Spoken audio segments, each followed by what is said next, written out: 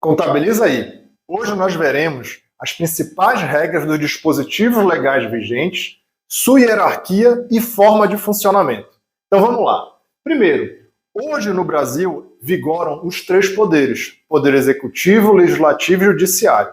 Qual que foi a origem disso aí?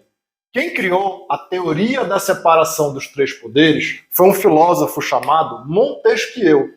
E nessa filosofia que ele criou, nessa teoria, ele dizia o seguinte: que os poderes deveriam ser de pesos e contrapesos. Porque antes desses três poderes, normalmente vigorava a monarquia, que era absolutista. Então a palavra do rei era lei. Então ele criava a lei, ele executava a lei e ele julgava a lei. Era muito poder concentrado.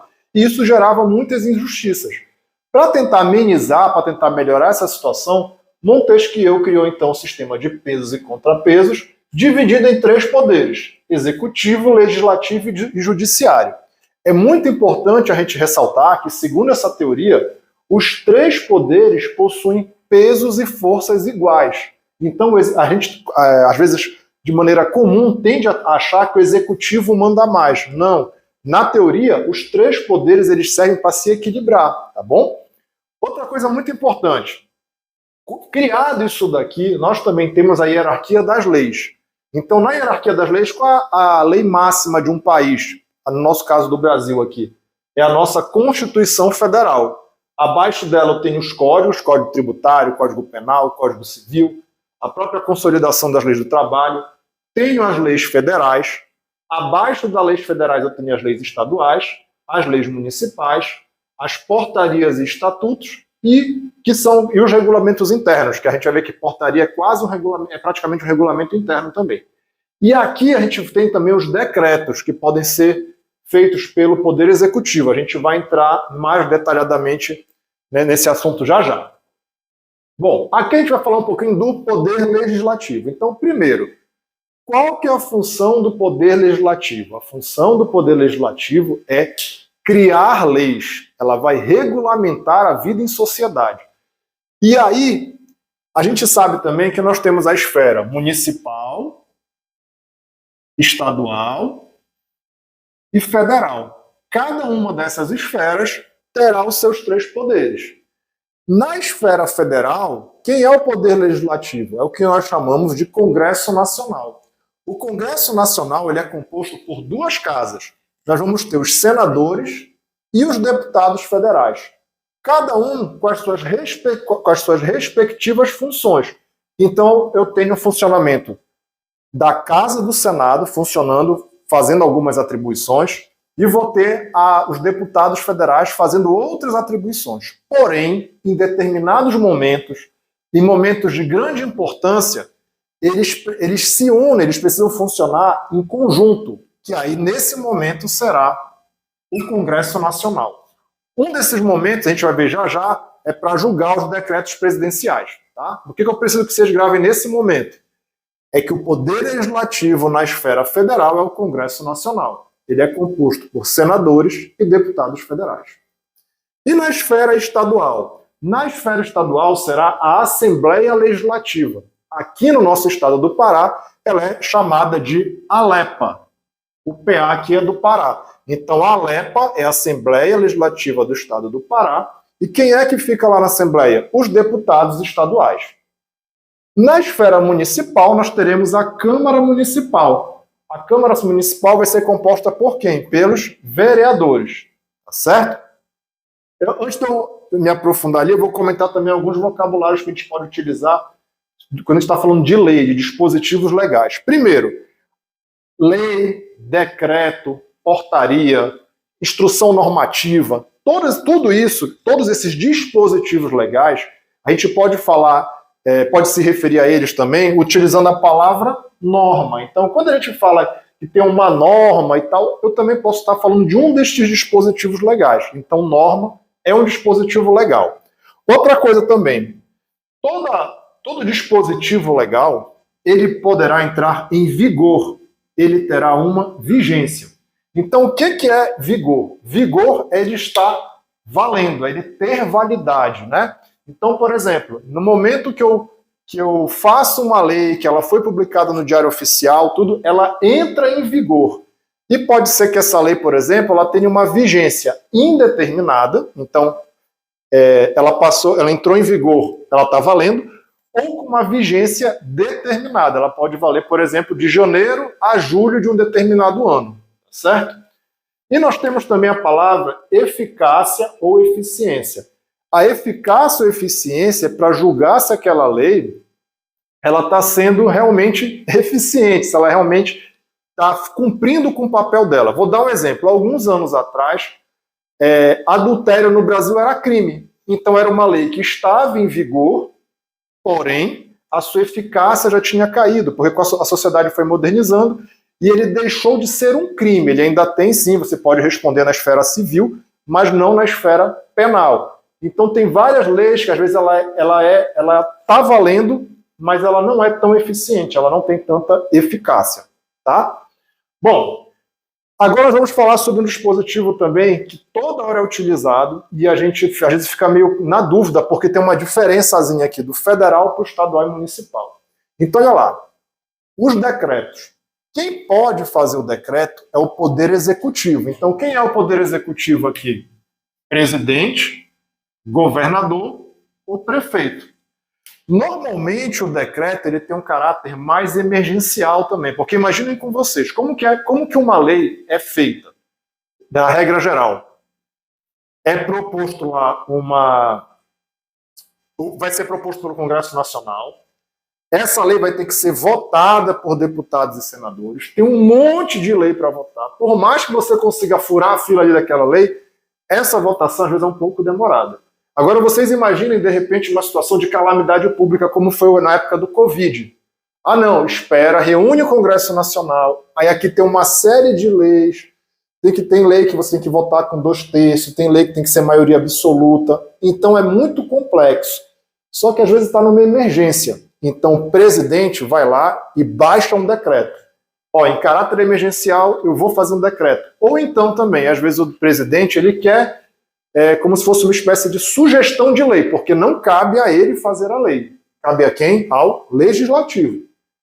Então o presidente ele vai lá e baixa um decreto.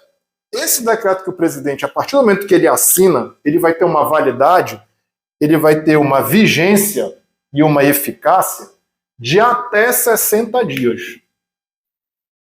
Se dentro desses 60 dias o Congresso Nacional, então as duas casas juntas, não aprovarem, ela perde a eficácia se ela não for convertida em lei. Então, se dentro desses 60 dias o Congresso Nacional lhe disser ok, a gente concorda com esse decreto, ele cai, ele passa a parar de valer.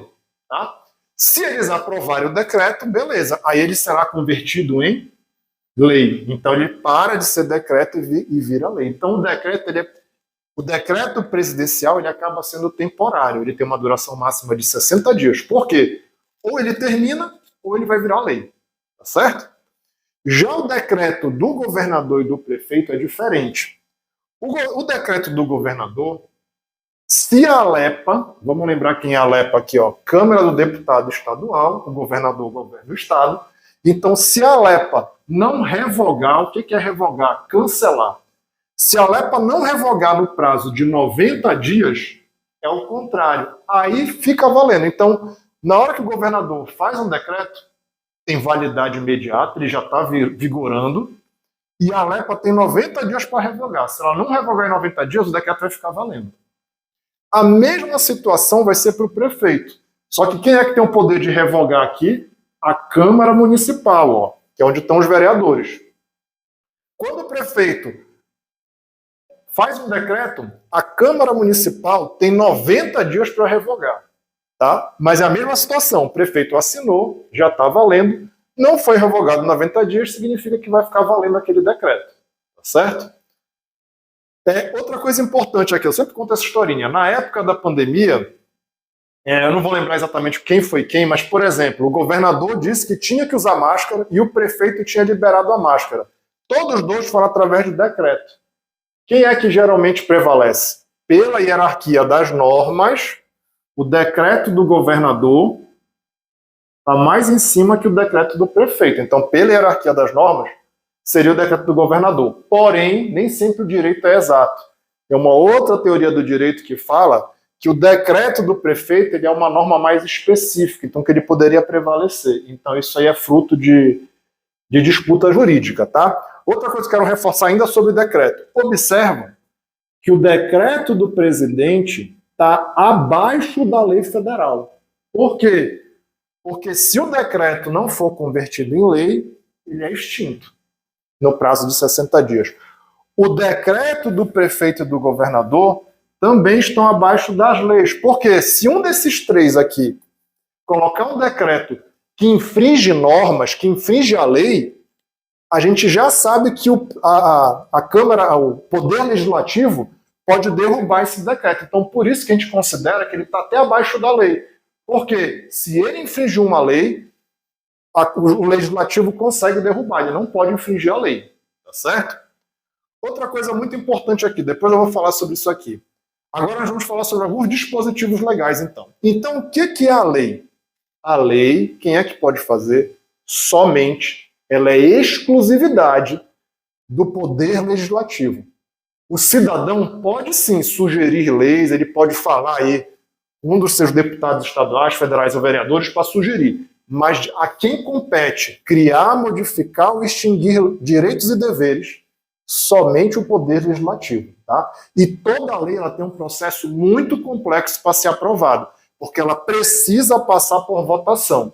Se for lei federal, pelo Congresso Nacional, se for lei estadual, pela LEPA, e se for lei municipal, pela Câmara de Vereadores. Eu destaquei aqui, inclusive, o modificar, tá? Porque o que acontece às vezes? A lei ela é dinâmica, o direito ele é dinâmico. A gente costuma dizer que ele é como se fosse um organismo vivo, ele está sempre em transformação, porque ele tende a acompanhar as transformações da sociedade. Então, tenho que estar sempre atento se não foi criada uma nova lei. Se essa lei não foi modificada, a gente tem até um exemplo que toda hora a gente já passaram por algumas transformações, como foi a lei do Simples Nacional, que já mudou totalmente a base de cálculo. Ele pode extinguir leis e pode criar. Vocês sabem que está tendo aí a reforma tributária, então eles estão modificando e criando um monte de lei. Então, tenho que estar sempre atento a essas leis. Outro dispositivo legal também, que é importante a gente saber para que serve, são as portarias. O que são as portarias? Ela é um ato normativo de um órgão. Então, um determinado órgão vai dizer, olha, dentro do meu órgão funciona dessa maneira. Ele vai dizer quais são as regras internas desse órgão. Por exemplo, vamos supor que o Tribunal de Justiça diga, olha, nos julgamentos você só poderá comparecer de calça. Não é permitido bermuda, sandália e camiseta. É um ato normativo de um órgão, é uma portaria. Então ele pode estabelecer quais são as suas regras internas, sempre obedecendo a hierarquia das leis, desde que essas regras internas não contradigam nenhuma lei. Tá certo? Agora, se tiver um decreto vigorando, esse decreto também está acima da portaria. Tá certo? E por último, nós temos as instruções normativas. O que é a instrução normativa? Ela vai normatizar uma matéria sem transpor a norma. Normatizar uma matéria sem transpor a norma. Ou seja, ele é um passo a passo. Então imagina que o governo fala o seguinte, olha, o funcionário não pode receber vale-transporte em dinheiro. Aí ele pode soltar uma instrução normativa dizendo que a forma disso ser paga é através do passe fácil, por exemplo. Então a instrução normativa é como se fosse, abre aspas, um passo a passo daquela lei. Ele vai detalhar melhor como é que aquela lei funciona, mas ele nunca vai transpor a matéria, ou seja, ele nunca vai contra aquela lei, tá certo? E para a gente finalizar aqui uma curiosidade sobre feriados. Ó, o que é muito comum aqui? O pessoal ligar, por exemplo, vamos supor que teve aniversário da cidade aqui, aniversário de Belém, 12 de janeiro, e perguntar assim, Renan, 12 de janeiro é feriado? Eu digo, não, não é feriado. Aí a pessoa me pede a base legal, mas onde é que está escrito que não é feriado? O pensamento é o inverso. Se tiver ausência de norma, ou seja, se não tiver um decreto, se não tiver uma lei que diz que aquela data é feriado, é porque não é. Então o correto é o procurar aonde está escrito onde é feriado. O que não for feriado é porque tem ausência de norma, então não é feriado. Tá bom? Hoje a gente vai ficando por aqui. Até a próxima.